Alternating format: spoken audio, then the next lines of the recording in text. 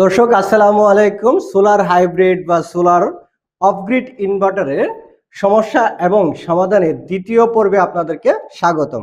আমি গত ভিডিওতে আপনাদেরকে সোলার সিস্টেমের বা সোলার হাইব্রিড বা সোলার অফগ্রিড সিস্টেমের 5টি সমস্যা নিয়ে আলোচনা করেছিলাম। এর মধ্যে প্রথম সমস্যাটি ছিল আপনারা ঠিকমতো ব্যাকআপ পাচ্ছেন না।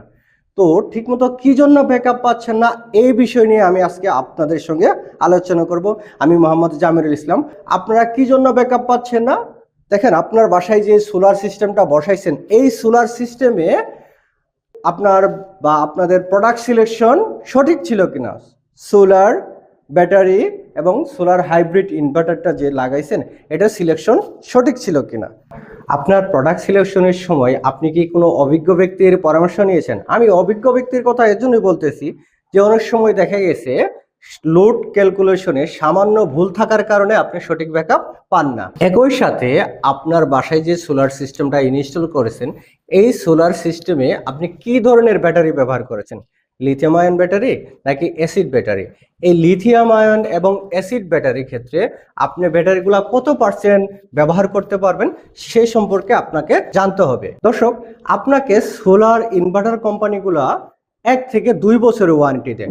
যদি আপনি এর প্রপার ইউজ করেন সেক্ষেত্রে দেখা গেছে এই ইনভার্টারটা আপনি 3 থেকে 5 বছর পর্যন্ত ব্যবহার করতে পারবেন।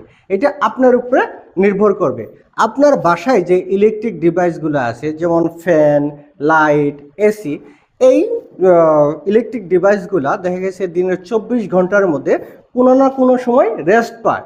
কিন্তু এই সোলার হাইব্রিড ইনভার্টারটা কি আপনি রেস্ট দিচ্ছেন? এই সোলার হাইব্রিড ইনভার্টারগুলোর মাধ্যমে আপনি দিনের বেলাও লোড চালান এবং রাতের বেলাও ব্যাকআপ নেন, যার কারণে আপনি এই ইনভার্টারগুলোর কোনো রেস্ট দিচ্ছেন না।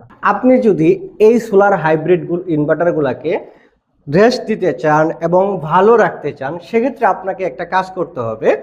আপনার বাসায় যেই পরিমাণ লোড চলে তার থেকে বেশি ক্ষমতা সম্পন্ন একটা ইনভার্টার সিলেক্ট করতে হবে, তাহলে আপনার এই ইনভার্টারটা ভালো থাকবে। সোলার সিস্টেম সঠিকভাবে ব্যবহার করলে সোলার সিস্টেমে আপনার আস্থা বাড়বে, আপনি ভালো থাকবেন, আপনি ভালো থাকলে দেশ ভালো থাকবে। সোলার সিস্টেম আপনার বিড়ম্বনার কারণ না হয়ে স্বস্তির কারণ হোক। এগিয়ে যাক বাংলাদেশ।